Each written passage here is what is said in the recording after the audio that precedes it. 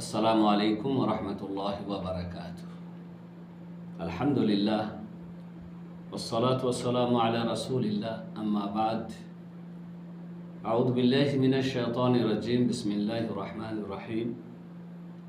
সুপ্রিয় দর্শক, আমরা আলোচনা করতে আছি একটি অতীব গুরুত্বপূর্ণ বিষয় নিয়ে। সেই বিষয়টার নাম হচ্ছে বেচাকেনা, ক্রয় বিক্রয়, ব্যবসা বাণিজ্য এবং এই পর্যায়ে যা কিছু আসে। আমরা জানি যে আমাদের ইসলাম একটি পূর্ণাঙ্গ জীবন ব্যবস্থা।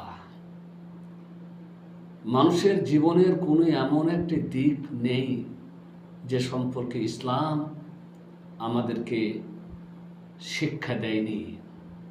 যে বিষয়ে ইসলাম আমাদের যে বিষয়ে ইসলাম তার বিধিবিধানের কথা আমাদেরকে বলেনি। জীবনের প্রতিটি ক্ষেত্রের বিধিবিধান, নিয়ম পদ্ধতির কথা ইসলাম আমাদেরকে শিখিয়েছে বা ইসলাম আমাদের জন্য তুলে ধরেছে।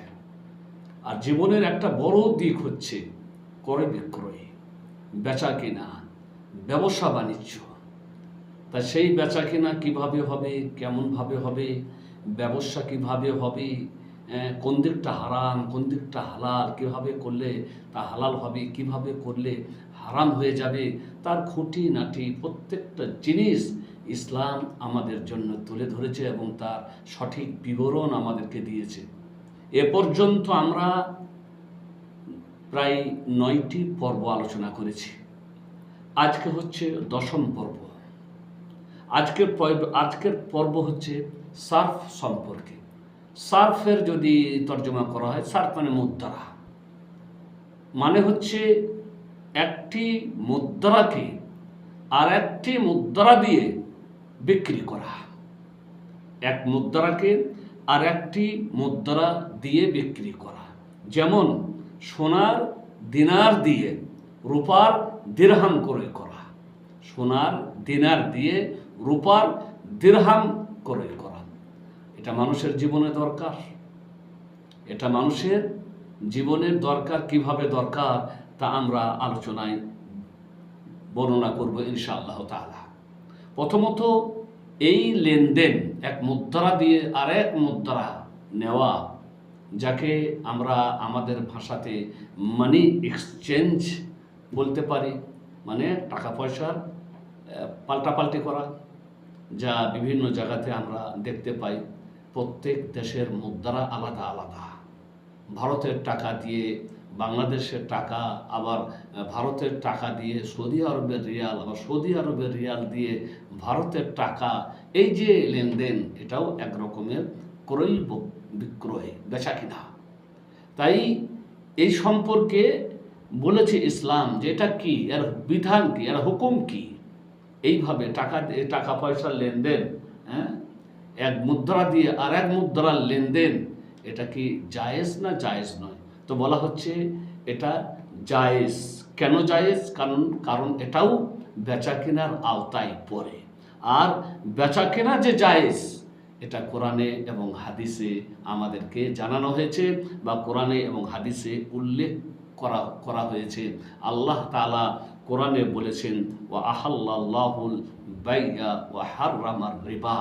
আল্লাহ রাব্বুল আলামিন কিনা বেচাকে হালাল করেছেন এবং সুদকে হারাম করেছেন। অনুরূপভাবে রাসূল করিম সাল্লাল্লাহু আলাইহি ওয়াসাল্লাম বলেছেন, বিউদ যাহাবা বিল ফিদ্দাতি কাইফা শাইতুম বিয়াদাম বিয়াদিন, রাওয়াহু তিরমিজি ওয়া সাহাহাহু আল আলবানী। এই হাদিসটি তিরমিজি শরীফে এসেছে এবং আল্লামা আলবানী হাদিসটিকে সহিহ বলেছেন। নবী বলেছেন সাল্লাল্লাহু আলাইহি সাল্লাম, তোমরা সোনা বিক্রি করতে পারো রূপার পরিবর্তে যেভাবে চাও, কিন্তু তা হাতাহাতি হতে হবে।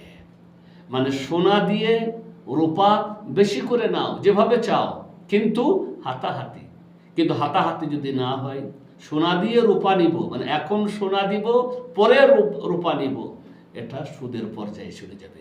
কিন্তু হাতাহাতি যদি হয় তাহলে জায়েজ। মোট কথা হচ্ছে টাকা পয়সার লেনদেন, 1 টাকা মুদ্রার লেনদেন, এক মুদ্রা দিয়ে আর এক মুদ্রা নেওয়া, এটা জায়েজ, কারণ এটা ব্যবসার আওতায় পড়ে। আর ব্যবসাকে কোরআন ও হাদিসে জায়েজ বলা হয়েছে। বলা হচ্ছে এর হিকমত কি, এর কৌশলগত দিক কি। মুদ্রার লেনদেনের মধ্যে এক মুদ্রা দিয়ে আর এক মুদ্রা যে লেনদেন, এর মধ্যে কৌশলগত দিক কি, তা বলা হচ্ছে যে এতে মুসলিমদের প্রতি দয়া প্রদর্শন করা হয়। যখন তারা একটি মুদ্রা দিয়ে অন্য মুদ্রার প্রয়োজন বোধ করে, তখন এই মুদ্রার লেনদেন না থাকলে তাদের অসুবিধা হতো। তাই এতে মুসলমানদের প্রতি, মুসলিমদের প্রতি দয়া প্রদর্শন করা হয়েছে, যাতে করে তাদের কাজ সহজ হয়ে যায়। এখন আমরা বর্তমানে জানি, যখন অনেক মানুষ উমরাতে আসে, হজে আসে, মক্কা মদিনায় উমরা হজ করতে আসে, তাদের কাছে ভারতের টাকা থাকে, ভারতের রুপিয়া থাকে, কিন্তু তারা এখানে যে কেনা বেচা করবে, কিছু জিনিসপত্র কিনবে, তা তো সেই ভারতের টাকা দিয়ে হবে না। তাহলে তাদেরকে কি করতে হবে? তাদেরকে এই ভারতের টাকা দিয়ে আগে সৌদি আরবের যে রিয়াল, এই মুদ্রা নিতে হবে। সে ভারতবাসী হোক, বাংলাদেশি হোক, পাকিস্তানের হোক, বা পৃথিবীর যে কোনো দেশ থেকে আসুক না কেন, সকল দেশের কিন্তু আলাদা আলাদা মুদ্রা আছে। তারা কিন্তু তাদের দেশের মুদ্রা নিয়ে আসে, সেই মুদ্রা দিয়ে এখানে সৌদি আরবের রিয়াল নেয়, তারপরে তারা বেচা কেনা করতে পারে। তা যদি সৌদি আরবের রিয়াল না পাওয়া যেত, বা এরকম মুদ্রা দিয়ে আরেকটা মুদ্রা নেওয়া জায়েজ না হতো, তাহলে আমাদের জন্য ব্যাপারটা কঠিন হয়ে যেত। আমরা কিভাবে এখানে এসে বা অন্য দেশে গিয়ে আমরা কিভাবে চলতে পারতাম? যারা যেখানেই যাচ্ছে তারা তাদের দেশের টাকা নিয়ে যাচ্ছে, কিন্তু সেই দেশে গিয়ে সেই দেশের মুদ্রা নিয়ে সেখানে তারা আবার কি করছে? চলাফেরা করছে। তো মোট কথা হচ্ছে যে একটি মুদ্রা দিয়ে আর একটি মুদ্রা নেওয়ার মধ্যে মুসলিমদের প্রতি দয়া প্রদর্শন করা হয়েছে, কারণ এটা দরকার বা এটা প্রয়োজন। এবারে আসছি যে এর শর্ত কি। বলা হচ্ছে যে মুদ্রার লেনদেন, একটি মুদ্রা দিয়ে আর একটি মুদ্রার লেনদেন, তার প্রথম শর্ত হচ্ছে এটা হাতাহাতি হতে হবে। মানে আমি আপনাকে আমার দেশের মুদ্রা দিয়ে আপনার দেশের মুদ্রা নিব, আমি দিব, আপনার কাছ থেকে নিব, হাতাহাতি। এমন যেন না হয় যে আমি দিলাম আমার দেশের মুদ্রা আর আপনি বলবেন যে পরে আমি আপনাকে আমার মুদ্রা দিব, এটা কিন্তু হবে না। কারণ রাসূল করিম সাল্লাল্লাহু আলাইহি ওয়াসাল্লাম বলেছেন, বিউদ্দাহাবা ফিদ্দাতে কাইফা শি'তুম ইয়াদান বিয়াদিন, তোমরা সোনা বিক্রি করতে পারো রূপার বিনিময়ে, কিন্তু তা হাতে হাতে হতে হবে, নগদ হতে হবে। সোনা দিয়ে রূপা নাও, অসুবিধা নেই, সোনা দিয়ে রূপা নাও, কিন্তু হাতাহাতি হতে হবে। ঠিক সোনা আর রূপার ওপরেই অনুমান করা হয়েছে অন্যান্য মুদ্রাকে। মুদ্রা দিয়ে মুদ্রা দিব, অতএব হাতাহাতি হতে হবে। আপনি আপনার দেশের মুদ্রা দিয়ে যে দেশের মুদ্রা নিতে চাইছেন, সেই দেশের মুদ্রাটা যেন হাতাহাতি হয়। বুখারী শরীফে একটি ঘটনার উল্লেখ হয়েছে। বুখারী শরীফে একটি ঘটনার উল্লেখ হয়েছে। ঘটনাটা হলো এই, মালিক বিন আউস তিনি খবর দিয়েছেন, তিনি জানিয়েছেন যে তিনি 100 দিনারের বিনিময় করতে চাইছিলেন, মানে 100 দিনার দিয়ে তিনি অন্য মুদ্রা নিতে চাইছিলেন। তো তালহা বিন উবাইদুল্লাহ তখন তাকে ডাকলেন। তারপরে আলোচনা হতে লাগলো, মুদ্রার পরিবর্তে মুদ্রা নেওয়ার কথা আলোচনা হতে লাগলো, এবং তিনি ওই দিনারগুলিকে হাতে নিয়ে লাড়াচাড়া করতে লাগলো। আর লাড়াচাড়া করতে করতে বললেন, আচ্ছা ঠিক আছে, তুমি অপেক্ষা করো, আমার খাজাঞ্চি, কোষাধ্যক্ষ যাকে বলা হয়, আমার খাজাঞ্চি গাবা নামক স্থান থেকে আসুক, তারপরে তোমাকে আমার মুদ্রা দিয়ে দেওয়া হবে। মানে দিনার নিয়ে নেওয়া হলো, তারপর অন্য মুদ্রা যেটা দেওয়া হবে সেটা আমার খাজাঞ্চি আসুক অমুক জায়গাতে, গাবা নামক স্থান থেকে তোমাকে তখন দিয়ে দেওয়া হবে। ওমর ফারুক রাদিয়াল্লাহু তাআলা আনহু তাদের তখন এই আলোচনা শুনছিলেন।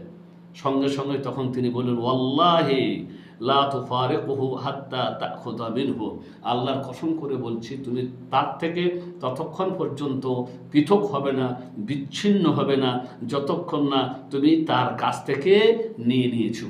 মানে হাতাহাতি যেন নিয়ে নেওয়া হয়। কারণ রাসূল করিম সাল্লাল্লাহু আলাইহি ওয়াসাল্লাম বলেছেন, আয-যাহাবু বিল ওয়ারাকি রিবান ইল্লাহা ওয়াহা, সোনা দিয়ে রূপা নেওয়া জায়েজ যদি হাতাহাতি হয়, আর যদি হাতাহাতি না হয় তাহলে সুদ হয়ে যাবে। মানে এখন টাকা বা দিনার দিয়ে দেওয়া হলো, দিনার দিয়ে অন্য মুদ্রা নেওয়া হবে, চাঁদি নেবে, দিরহাম নেবে। এখন উনি বললে অপেক্ষা করো আমার খাজানচি আসুক। তোমার ফারুক রাদিয়াল্লাহু তাআলা আনহু বলছেন এই জায়গা থেকে, ওর কাছ থেকে ততক্ষণ পর্যন্ত তুমি সরবে না যতক্ষণ না হাতাহাতি গ্রহণ করে নিয়েছো। কারণ হাতাহাতি গ্রহণ না করো যদি বল পরে নিব কিংবা পরে দিয়ে দিব, এরকম বললে সেটা কি হয়ে যাবে, সেটা সুদ হয়ে যাবে। তাই বলা হচ্ছে যে এই লেনদেন এক মুদ্রা দিয়ে আর এক মুদ্রার লেনদেন এটা জায়েজ, কিন্তু তা হাতাহাতি হতে হবে। এই ঘটনাটি বর্ণিত হয়েছে বুখারী শরীফে। এবারে বলা হচ্ছে এর বিধান কি। একটি মুদ্রা দিয়ে আর একটি মুদ্রা যে লেনদেনের ব্যাপার, তার বিধান কি। তার 1 নম্বর বিধান হচ্ছে সোনার পরিবর্তে সোনা, রূপার পরিবর্তে রূপা যদি ওজনে বরাবর হয় তাহলে জায়েজ, কোনোটাই যেন কোনোটা থেকে বেশি না হয়। মানে সোনার পরিবর্তে সোনা হোক, রূপার পরিবর্তে রূপা হোক, এটা লেনদেন জায়েজ যদি ওজনে একই হয়, সমান সমান হয়। যদি ওজনে সমান সমান হয়, কোনোটার থেকে যদি কম বেশি না হয়, তাহলে এরকম লেনদেন কি জায়েজ। সোনার পরিবর্তে সোনা, রূপার পরিবর্তে রূপা, হাতাহাতি হতে হবে এবং তা বরাবর হতে হবে। সোনা দিয়ে সোনা কম বেশি করা যাবে না, রূপা দিয়ে রূপা বেশি নেওয়া যাবে না। তাই বলা হলো দুটো জিনিসই যদি একই হয়, যেমন সোনা দিয়ে সোনা, রূপা দিয়ে রূপা, এবং দুটোরই ওজন বরাবর, মানে যতটা সোনা দিব ততটা রূপা নিব, বেশি নেওয়া যাবে না। সোনা দিয়ে রূপা বেশি নেওয়া যাবে না, সোনা দিয়ে সোনা বেশি নেওয়া যাবে না, সোনা দিয়ে সোনা বেশি নেওয়া যাবে না, রূপা দিয়ে রূপা বেশি নেওয়া যাবে না। দুটো জিনিসই যদি একই জিনিস হয় তাহলে তা বেশি নেওয়া যাবে না এবং কম বেশি করা যাবে না, ওজনে এক সমান হতে হবে। কারণ রাসূল করিম সাল্লাল্লাহু আলাইহি সাল্লাম বলেছেন, লা তাবিউদ যাহাবা বিয-যাহাবি ইল্লা মাসালাম বিমাসালিন ওয়ালা তুশিফু বা'দাহা আলা বা'দিন ওয়ালা তাবিউল ওয়ারাকা বিল ওয়ারাকি ইল্লা মাসালাম বিমাসালিন ওয়ালা তুশিফু বা'দাহা আলা বা'দিন ওয়ালা তাবিউ মিনহা গায়িবান বিনাজিজিন। রাওয়াহুল বুখারী। বুখারী শরীফের হাদিস। রাসূল করিম সাল্লাল্লাহু আলাইহি সাল্লাম বলেছেন, তোমরা সোনা দিয়ে সোনা বিক্রি করো না, তবে হাতাহাতি এবং সমান সমান। সোনা দিয়ে সোনা হাতাহাতি সমান সমান বিক্রি করতে পারো। ওয়ালা তুশিফু বা'দাহা আলা বা'দ, কোনোটাই যেন কোনোটা থেকে কম না হয়। মানে সোনা দিয়ে সোনা নিচ্ছেন, কম হওয়া চলবে না, সমান সমান হতে হবে। তারপরে বললেন রূপা দিয়ে রূপা বিক্রি করো। তোমরা রূপা দিয়ে রূপা বিক্রি করতে পারবে যদি সমান সমান হয়, হাতাহাতি হয়, কিন্তু কোনোটা থেকে যেন কম না হয়। অতএব কোনোটা থেকে কম হলে তাহলে রূপা দিয়ে রূপা বিক্রি করা যাবে না। অনুরূপভাবে তোমরা উপস্থিত জিনিসকে কোনো অনুপস্থিত জিনিসের বিনিময়ে বিক্রি করো না বা লেনদেন করো না। মানে সোনা আছে, সোনা এখন আছে, আপনাকে সোনা দিলাম, না আপনার কাছ থেকে রূপা নিব, লেনদেন যায়। সোনা দিয়ে রূপা নেওয়া, সোনা দিয়ে রূপা নেওয়া, সোনা দিয়ে সোনা নেওয়া সবই যায়, কিন্তু সোনা দিয়ে সোনা নিলে সমান সমান হতে হবে, হাতাহাতি হতে হবে। অনুরূপভাবে সোনা দিয়ে আপনি রূপা, সোনা এখন উপস্থিত আছে, রূপা এখন নেই, কিংবা সোনা দিয়ে সোনা, আপনার সোনা এখন আছে, যার কাছ থেকে সোনা নেবেন তার কাছে এখন সোনা নেই, তাহলে এটা কি হবে, এটা সুদ হয়ে যাবে, জায়েজ হবে না। তো বলা হচ্ছে একটি উপস্থিত জিনিস, মানে সোনা আপনার এখানে আছে, আর এক সোনা দিয়ে বিক্রি করছেন সেটা নেই, কিংবা রূপা দিয়ে বিক্রি করছেন সেটা নেই। একটি উপস্থিত জিনিসকে অনুপস্থিত জিনিসের বিনিময়ে বিক্রি করো না, বলেছেন রাসূল করিম সাল্লাল্লাহু আলাইহি ওয়াসাল্লাম। আরও একটা জিনিস, ওয়া কানা যালিকা ফিল মাজলিস, এবং এটা একই মজলিসে হতে হবে। এই নয় যে আমি এখন সোনা দিলাম তারপরে সোনাটা নিব আপনার কাছে পরে, না, একই মজলিসে হতে হবে।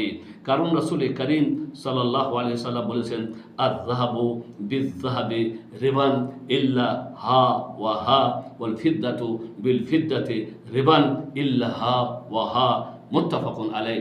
বুখারী মুসলিমের হাদিস। নবী বলেছেন সাল্লাল্লাহু আলাইহি ওয়াসাল্লাম, সোনা বিনিময়ে সোনা সুদ হয়ে যাবে কিন্তু যদি হাতাহাতি হয়। মানে সোনার বিনিময়ে সোনা লেনদেন এটা জায়েজ যদি হাতাহাতি হয়, আর যদি হাতাহাতি না হয় তাহলে সুদ হয়ে যাবে। রূপার বিনিময়ে রূপা বিক্রি করা জায়েজ যদি হাতাহাতি হয়, আর যদি হাতাহাতি না হয় তাহলে এটা সুদ হয়ে যাবে। 2 নম্বর শর্ত, যদি দুটো ভিন্ন ভিন্ন জিনিস হয় তাহলে তাতে কম বেশি জায়েজ, কিন্তু শর্ত একই মজলিসে হতে হবে। দুটো ভিন্ন ভিন্ন জিনিস, সোনা দিয়ে রূপা, সোনা দিয়ে রূপা যখন আপনি নেবেন কম বেশি নেওয়া যাবে। আপনি সোনা দিয়ে রূপা বেশি নিতে পারবেন, আপনি গম দিয়ে চাল বেশি নিতে পারবেন, কিংবা চাল দিয়ে গম বেশি নিতে পারবেন, সবই জায়েজ, কিন্তু শর্ত হাতাহাতি একই মজলিসে হতে হবে। কারণ রাসূল করিম সাল্লাল্লাহু আলাইহি ওয়াসাল্লাম বলেছেন, ইযা ইখতালাফাত হাযিহিল আশিয়া ফাতাবিউ কাইফা শি'তুম ইযা কানা ইয়াদাম বিয়াদিন। রাসূল করিম সাল্লাল্লাহু আলাইহি ওয়াসাল্লামের বাণী, ইযা ইখতালাফাত হাযিহিল আশিয়া, এই জিনিসগুলি মানে সোনা, রূপা, চাল, গম, তারপরে যে যে জিনিসে সুদ হয়, এই জিনিসগুলি যদি ভিন্ন ভিন্ন হয়, মানে চাল দিয়ে গম কিংবা গম দিয়ে চাল, চাল দিয়ে জব, জব দিয়ে খেজুর, খেজুর দিয়ে জব, এইভাবে যদি হয়, সোনা দিয়ে রূপা, ভিন্ন ভিন্ন জিনিস, তাহলে কম বেশি জায়েজ, কিন্তু হাতাহাতি, মানে চাল দিয়ে যে আপনার কাছে আমি গম নিব বেশি করে, এখনই আমি 1 কেজি চাল দিয়ে আপনার কাছে 1.5 কেজি গম নিব, জায়েজ, কিন্তু এখনই একই মজলিসে হতে হবে, হাতাহাতি হতে হবে। যদি এখন আপনি চাল দেন, নিয়ে বলেন 1.5 কেজি গম পরে নেব, তাহলে সুদ হয়ে যাবে। সোনা দিয়ে রূপা বেশি নেওয়া জায়েজ, হাতাহাতি, কিন্তু যদি এখন সোনা দিলাম পরে রূপা নিব বেশি করে, তাহলে সেটা কি হবে? সেটা সুদ হয়ে যাবে। 3 নম্বর শর্ত হচ্ছে, যদি মুদ্রার লেনদেনকারী 2 ব্যক্তি মুদ্রা হাতে নেওয়ার পূর্বে একে অপর থেকে পৃথক হয়ে যায়, তাহলে তাদের লেনদেন বাতিল হয়ে যাবে। মানে আমি টাকা দিয়ে রিয়াল লেনদেন করতে যাচ্ছি মনে করলেন, আমি টাকা দিব, রিয়াল নিব, কিংবা রিয়াল দিয়ে টাকা নিব। এখন আমরা দুজনা এখানেই আছি, আমাদের আলোচনা চলতে আছে, দরদাম চলতে আছে, হঠাৎ করে একজন চলে গেল, তাহলে এই যে আলোচনাটা ছিল এটা এখন বাতিল, আবার নতুন করে আমাদেরকে কেনা বেচার আলোচনা করতে হবে। তো মোট কথা হচ্ছে, 2 লেনদেনকারী যারা মুদ্রার লেনদেন করছিল, তারা যদি মুদ্রা একে অপরের হাতে নেওয়ার আগে, নিজের নিজের মুদ্রা হাতে নেওয়ার আগে একে অপর থেকে পৃথক হয়ে যায়, তাহলে তাদের এই লেনদেনটা বাতিল হয়ে যাবে। আশা করি বুঝতে পারলেন। আল্লাহ আমাদের সকলকেই সঠিক সুন্দরভাবে চলার তৌফিক দান করেন, আমরা যেন ইসলামের বিধিবিধানকে মেনে চলতে পারি। ওয়াসাল্লাল্লাহু আলা নবিয়িনা মুহাম্মদ ওয়া আলা আলিহি ওয়া সাহবিহি আজমাইন। আসসালামু আলাইকুম ওয়া রাহমাতুল্লাহি ওয়া বারাকাতুহু।